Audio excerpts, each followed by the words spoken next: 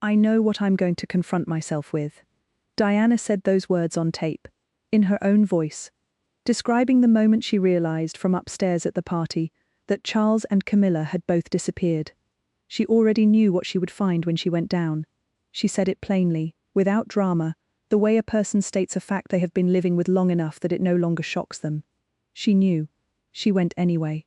That sentence, I know what I'm going to confront myself with, is the sentence that tells you everything about who Diana was by 1989. Not the woman the tabloids had built in their image. Not the fragile girl the palace preferred to describe when the subject of her state of mind came up.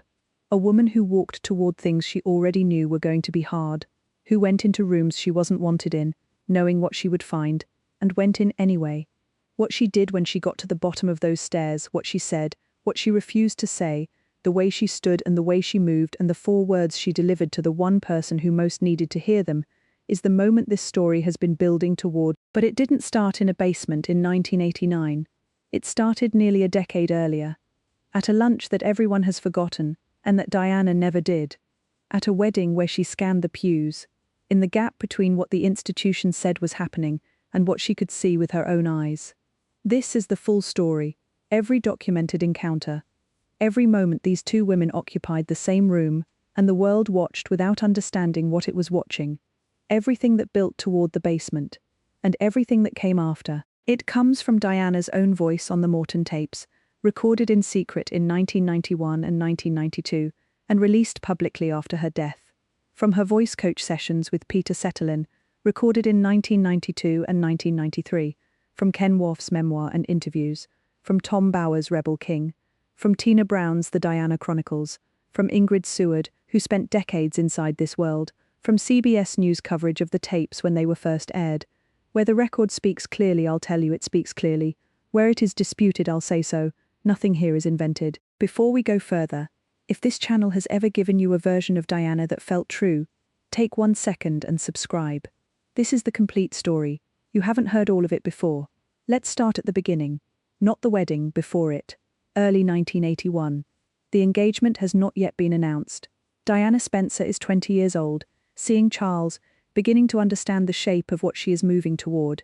And Camilla Parker Bowles calls her up and says, let's have lunch soon. Warm, casual, the voice of a woman who has nothing to worry about and knows it. They met, just the 2 of them. And Diana described the lunch on the Morton tapes with 3 words, very tricky indeed. She explained why. Camilla had asked her, over the table, with the warmth of a friend making pleasant conversation, "You're not going to hunt when you go and live at Highgrove, are you?" Highgrove. Charles's country estate in Gloucestershire, 15 miles from Camilla's own home. Diana sat with the question. She was 20 years old. She was not naive in the way the institution liked to pretend she was. She understood exactly what Camilla was doing. Tina Brown wrote it precisely. Diana deduced, rightly, that Camilla was working out what was going to be her territory. Not asking about horses, conducting a survey, calculating what she would keep after the wedding, changed the geography of her access to Charles. Diana said nothing useful in response. She navigated it. She went home. And she filed it in the part of her memory she later called vivid, the part that kept records with the precision of someone who had learned early that the institution was going to deny everything, and she was going to need evidence. The lunch was the first time they sat across from each other. It would not be the last. But from that first meeting, Diana understood something that would define every encounter afterward. Camilla did not see her as a threat. She saw her as a detail, a new arrangement in the geography that needed to be understood and accommodated. Not a rival, a complication to be managed. Diana spent the next 8 years disproving that calculation. July 29, 1981, St. Paul's Cathedral, 750 million people watching. Camilla was invited to the ceremony. Not the reception, that line had been drawn. The one gesture the institution made toward acknowledging that her presence at the wedding breakfast was too much to ask of Diana, and too obvious a statement to make in front of the world. But she was in the cathedral, in the congregation, close to the aisle. Diana knew. She said on the tapes, "I knew she was there, of course. I looked for her. She found her." Pale grey veiled pillbox hat. Camilla's son Tom standing on a chair beside his mother, close enough to the aisle that Diana could see the detail clearly as she passed in the ivory silk dress with the 25-foot train behind her. She kept walking. She said her vows. She got Charles's name slightly wrong, Philip Charles Arthur George instead of Charles Philip Arthur George, a small stumble the cameras caught and the world found endearing. She performed the fairy tale with complete precision, and on the honeymoon on the royal yacht Britannia, she opened Charles's diary and photographs fell out. Of Camilla, then at a state dinner she noticed his cufflinks. Gold, engraved. Two C's intertwined. Camilla's gift. Worn on the honeymoon, she filed that too. What followed across the first years of the marriage was not one dramatic confrontation. It was accumulation. The slow, grinding accumulation of a woman absorbing evidence that the institution was asking her to pretend she couldn't see. The phone calls she overheard. Charles in the bath at Highgrove, his voice carrying, "Whatever happens, I will always love you." She knew who was on the other end. She confronted him. The row she described as filthy. His defense, the one he offered without apparent shame, was that he refused to be the only Prince of Wales who never had a mistress. The weekends at Highgrove, Charles's social world centred in Gloucestershire, 15 miles from Camilla's home. Diana came to loathe Highgrove in the way you loathe a place that has been colonised by someone else's presence, not the house. The sense that the house belonged, in every way that mattered, to an arrangement she had not agreed to. The dinners, the events, the country house weekends where Charles's circle gathered, and the arrangement sat in the middle of the room, and everyone managed around it. Diana sat at those tables. She attended those weekends. She played the role because the role was what the institution had given her, and for years she did not see a way to exist outside it. By 1986, 5 years in, Charles had fully resumed the relationship, documented, admitted. His own word on television, 8 years later, Diana said on the tapes, "The 5th year, I had confirmation." She went to Philip. The answer she received, according to her own account, was the one that Philip had given Charles years earlier in advance, a 5-year time frame after which Charles could return to Camilla, which meant the affair had been anticipated, built into the private calculations of the family before the wedding. Not a surprise to anyone who mattered except the woman it most concerned. She went to the Queen. She went sobbing. She asked what she should do. The Queen told her she didn't know, and that Charles was hopeless. 2 sentences. A closed door. The institution had assessed the situation and found no reason to act. And so Diana decided to act herself.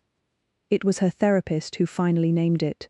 According to the CBS News account of the Morton tapes, Diana had been told by a therapist that the only way she could confront her misery and the eating disorder it was causing was by confronting the cause directly.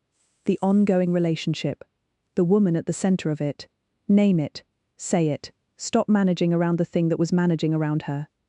Diana received an invitation to a birthday party.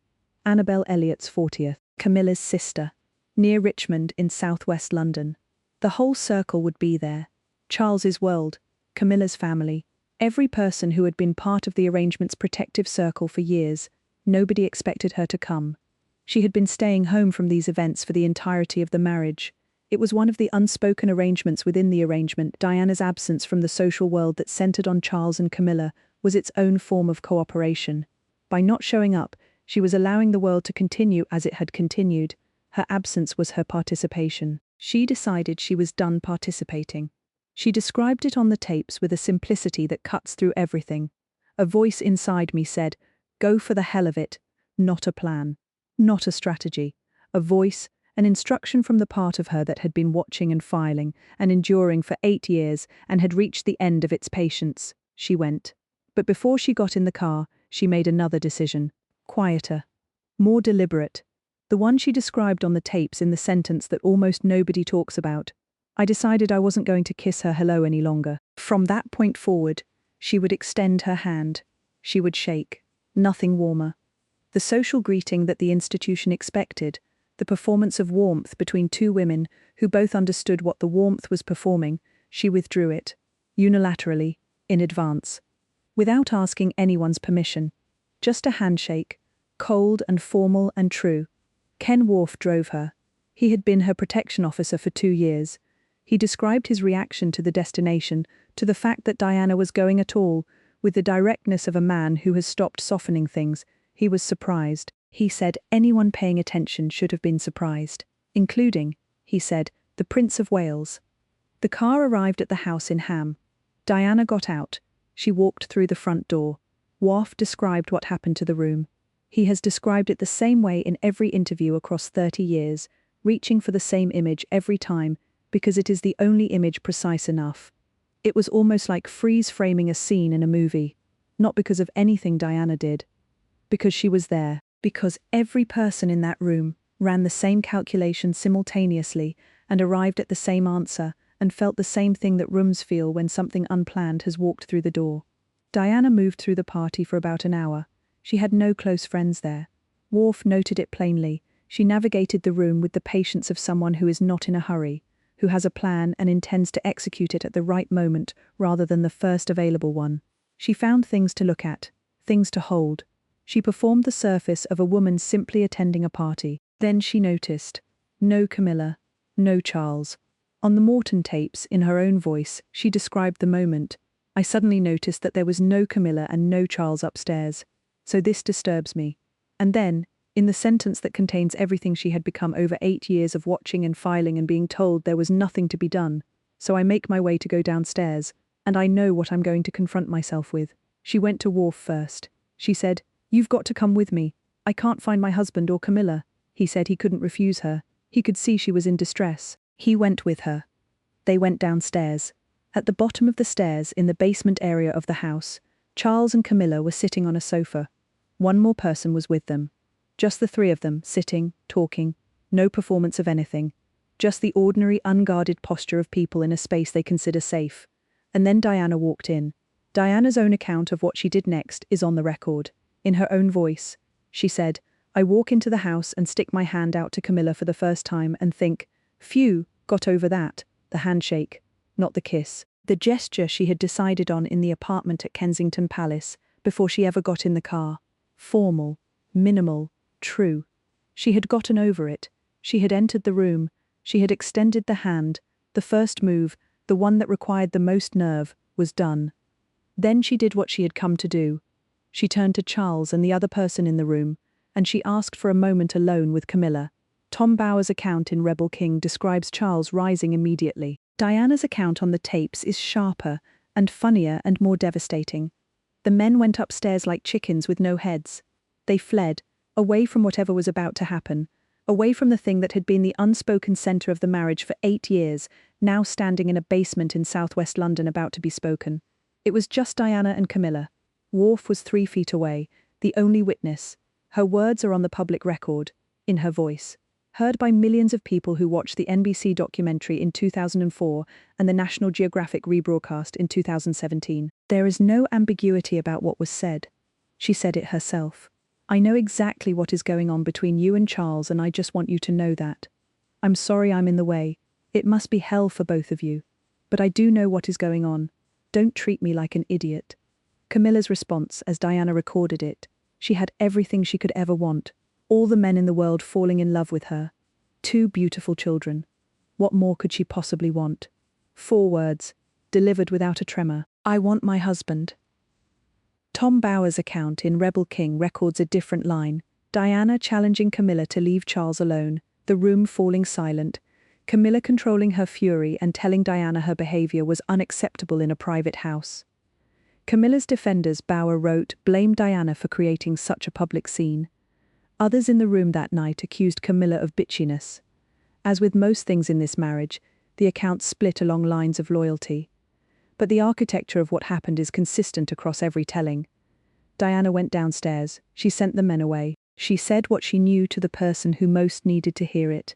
And no one in that house, not Charles, not Camilla, not the guests upstairs who could feel from the floorboards that something was happening below them, had been prepared for it. Worf has described Camilla's final reply across decades of interviews in the same terms. She said something. He still doesn't know what she meant by it. 30 years later, it still sits with him, the sentence he heard and cannot fully decode. What he does know, what he described from the car ride home, is what the decision and the execution of it had done to Diana. She wept. All the way back to Kensington Palace. She had done the hardest thing she had ever done, and the adrenaline that held her upright in that basement gave way the moment the car door closed. And yet, Worf described something else underneath the tears, something he had been trained to read, and was reading clearly. I felt she had offloaded a great deal of anger, and was now much more relaxed about it, because, in a sense, it was in the open. And then the words he has repeated in every interview since, the assessment of a man who watched her every day for 6 years and understood the difference between a woman managing and a woman moving. Thereafter, there's no doubt in my mind that you saw a positive, stronger Diana moving in a direction. A direction. From that night, forward. The party was not reported at the time. The press didn't know. The palace managed the aftermath in the way the palace managed everything, by not acknowledging that there was an aftermath, by continuing the performance of a marriage that was visibly not functioning, by asking everyone in that house in Ham to exercise the discretion that Charles's world had been exercising on his behalf for years.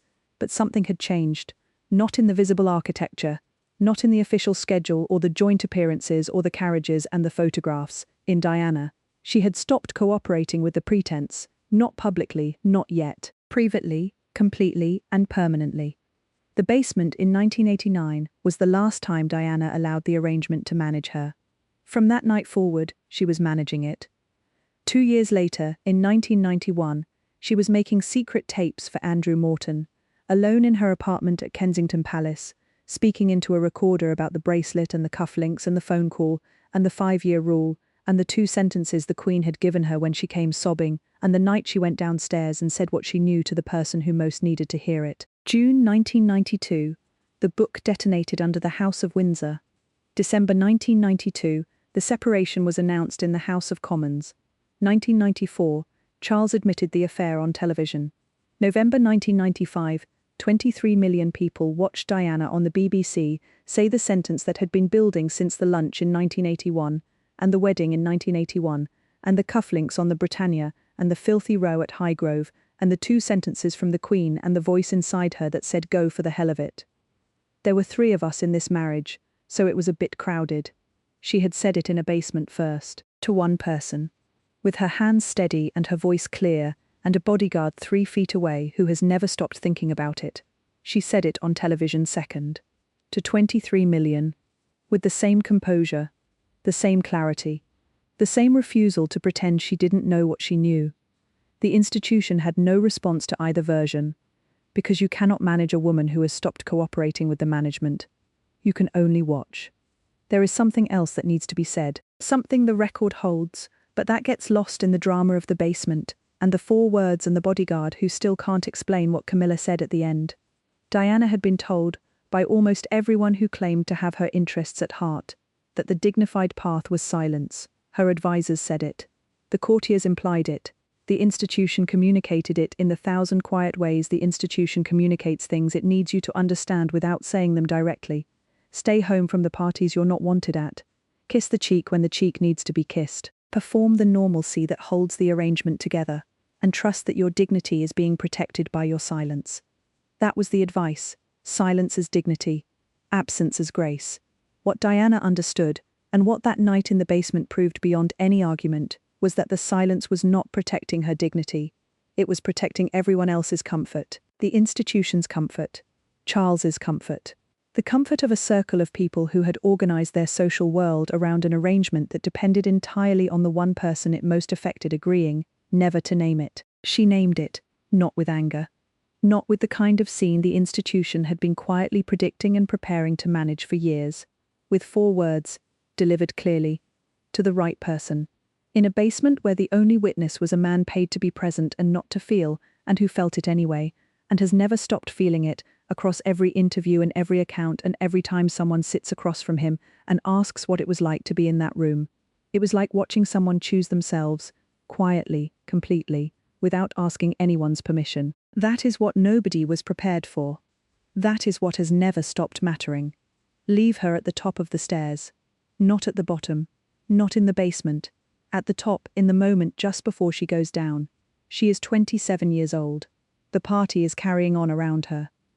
There is wine and conversation, and the particular warmth of a room full of people who all know each other and all understand, in varying degrees, the thing that nobody is supposed to say out loud.